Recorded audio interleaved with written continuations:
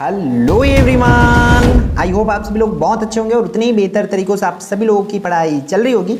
तो भाई इस वीडियो में हम लोग देखने वाले क्लास 10th हिंदी की चैप्टर नंबर 2.3 मतलब आपके अपनी अपनी बीमारी नामक पार्ट के हम लोग क्वेश्चन आंसर्स देखने वाले, जो कि बोर्ड के पॉइंट ऑफ व्यू से इंपॉर्टेंट है। सिर्फ वही क्वेश्चंस देखने वाले, तो वीडियो को बहुत ध्यान से देखना, अंत तक देखना। और मैं एक चीज़ और बता दूं आप लोगों को, इसकी आपको सिर्फ अभी समझते जाना है किस तरीके से आप बिना रटे इसको कर सकते हैं। हमारी मकसद यही है कि आप लोग सिर्फ एक बार चीज़ों को सुन करके आप उसको याद कर पाओ और उसको फिर अपने मन से अपने शब्दों में आंसर्स को जो है दे पाओ। ठीक है, बात कर लेते हैं सेकंड चीज़ की, जो है पीडीएफ का। तो पीडीएफ आपको इस वीडियो के डिस्क्रिप्शन से मिल जाएगा, कुछ टाइम बाद वो अपलोड कर दिया जाएगा जहां से आप लोग डाउनलोड कर पाओगे। तो पहले आप लोग ये वीडियो पूरी तरीके से देख लीजिए, फिर पीडीएफ भी आपको कुछ समय बाद प्रोवाइड करा दिया जाएगा। ठीक है, तो देखो भाई, फर्स्ट क्वेश्चन जो है आपकी स्क्रीन पर है। क्या बोला जा रहा है? बीमारी शब्द को लेखक ने किन किन संदर्भों में प्रयोग किया है, जो कि 2020 की CET-BC तीनों में इसको पूछा गया था। ठीक है, तो इसके आंसर इसका बहुत आसान है। बीमारी शब्द को अभिव्यंजना, महत्वाकांक्षा, अपेक्षा, प्राणघातक आदि संदर्भों में की है। ठीक है, बीमारी शब्द को लेखक ने अभिव्यंजन मतलब इसकी अभिव्यंजना किसकी किस्म की? महत्वाकांक्षा, अपेक्षा और प्राणघातक, इन तीनों के माध्यम से किए हैं। ये आपको बता के आना है। ठीक है, क्या क्या? महत्वाकांक्षा, अपेक्षा, प्राणघातक, इनके रूप में। क्लियर?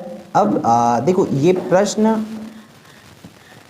अगर बड़े नंबर में आए, मान के चलो यही प्रश्न ये तो 2 नंबर में आएगा तब ऐसा दोगे। अब 4 नंबर में आएगी, जितना दोगे तब आपको 4 नंबर तो मिलेगा नहीं, तो आपको इसको बड़ा करना पड़ेगा। आपको ये बताना पड़ेगा कि महत्वाकांक्षा का क्या होती है। आपको समझाना पड़ेगा कि हमें मतलब ये बीमारी शब्द को एक्चुअल में महत्वाकांक्षा, अपेक्षा, प्राणघातक क्यों कहा गया, इन चीज़ों को पूरा डिटेल बताओगे तब जाके आपको 4 नंबर मिलेगा। ठीक है, अब अगला बात कर लेते हैं। प्रश्न दूसरा आपकी स्क्रीन पर है। क्या बोला जा रहा है? पाठ में दिया गया शोक समाचार बड़ी प्रसन्नता की बात है से क्यों शुरू होता है? भाई अक्सर हम लोग जानते हो शोक समाचार को दुख की बात है करके शुरू करते हैं, लेकिन इस पाठ में जो शोक समाचार है मतलब दुख की खबर है, उसको बड़ी प्रसन्नता की बात है से क्यों शुरू किया गया है, ये प्रश्न पूछा जा रहा है। तो देखो, अपने उत्तर देना है।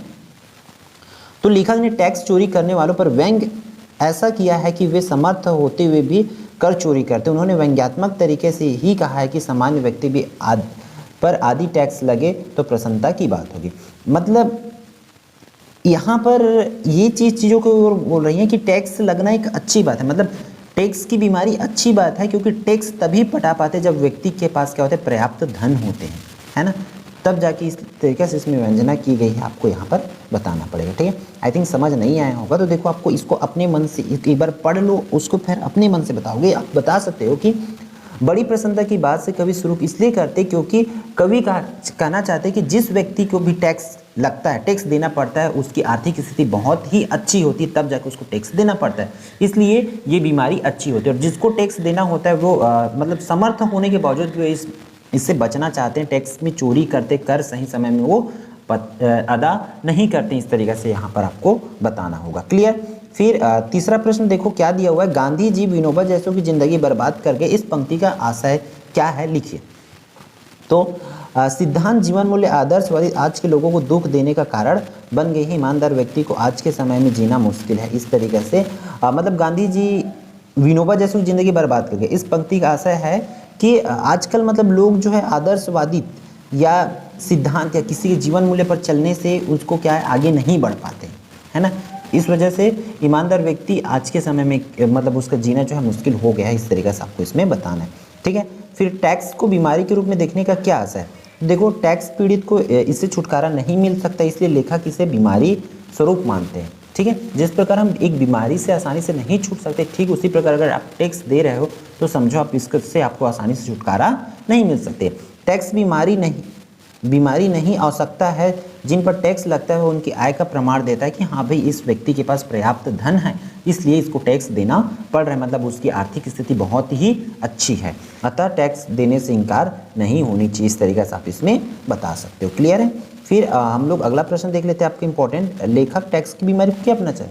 भाई टैक्स तो एक बीमारी है, लेकिन उस बीमारी को क्यों अपनाना चाहते थे, इसको अपने शब्दों में आप लोग बता सकते हो इसको पढ़ के, कि लेखक भी टैक्स की बीमारी को इसलिए अपनाना चाहता है कि उनके पास भी पर्याप्त मात्रा में धन हो, तब जाके वो टैक्स पटाएंगे। इस तरीके से मतलब एक्चुअल में टैक्स पटाना चाहते हैं, मतलब वो चाहते हैं कि उनके पास पर्याप्त मात्रा में धन हो, जिससे वो अपनी सुविधाओं के लिए, सुख के लिए उपयोग कर सके। इस तरीके से। ठीक है, तो इसमें क्या लिखा है, टैक्स की बीमारी से ग्रसित हो लेखक समाज के प्रतिष्ठित व्यक्ति बनना चाहते हैं। मतलब भाई टैक्स पटा रहे हो मतलब आप समाज के प्रतिष्ठित व्यक्ति हो, आपके पास पर्याप्त मात्रा में धन है, आपके पास जो भी सुख सुविधा सब कुछ आपके पास है, इस तरीके से इसमें बोलना चाहते हैं। क्लियर। फिर प्रश्न पहला देखो, इसमें क्या बोला जा रहा है कि सबका दुख अलग अलग होता है, किस तरह के दुख का अनुभव किए इसको लिखना है। तो यहाँ पर देखो कोई व्यक्ति अपनी आर्थिक विभिन्नता से दुखी है तो कोई टैक्स देने के कारण दुखी, किसी के पास धन की कमी है मतलब कई लोग के पास पैसा नहीं है उसका दुख है, किसी के पास बहुत ज़्यादा पैसा है तो टैक्स देना पड़ता है उसका दुख है, इस तरीके से बोल रहे हैं। किसी के पास धन की कमी तो किसी के पास भोग विलास वस्तु की, किसी पास पैसा तो है लेकिन उसके पास सुख सुविधा नहीं है बोल सकते हैं। कोई व्यापार में हानि से है तो कोई बिजली की बिल से तो कोई महंगाई से, इस प्रकार सबके दुख जो है अलग अलग होता है जो कि प्रस्तुत पाठ में उसका वर्णन किया गया है, इस तरीके से आपको लिखना पड़ेगा। ठीक है। फिर ये लास्ट प्रश्न, अपने परिवार के सभी लोगों से दुख, तो ये इस टाइप से प्रश्न मे भी नहीं पूछे जा सकते बट बुक में क्वेश्चन है इसलिए इसके आंसर्स हम आप लोगों को प्रोवाइड करा रहे हैं। ठीक है। तो इस वीडियो में इतना ही भाई, फिर हम मिलते हैं आने वाले इंपॉर्टेंट वीडियो में आपके न्यू चैप्टर्स में। और कौन सी सब्जेक्ट चाहिए तो मैं आपको बता देता हूँ। मैथ्स की पूरी वीडियो डल गई है, साइंस की 6 से 7 चैप्टर डल गई है, हम सोशल साइंस की भी डलना चालू हो गया है, संस्कृत की अभी इंग्लिश की डल गई, इंग्लिश की आपका यूनिट 1 की तीनों डल गई, यूनिट 2 भी बहुत जल्द आप लोगों को प्रोवाइड करा दिया जाएगा। ठीक है। तो इस वीडियो में इतना ही, मिलते हैं नेक्स्ट वीडियो।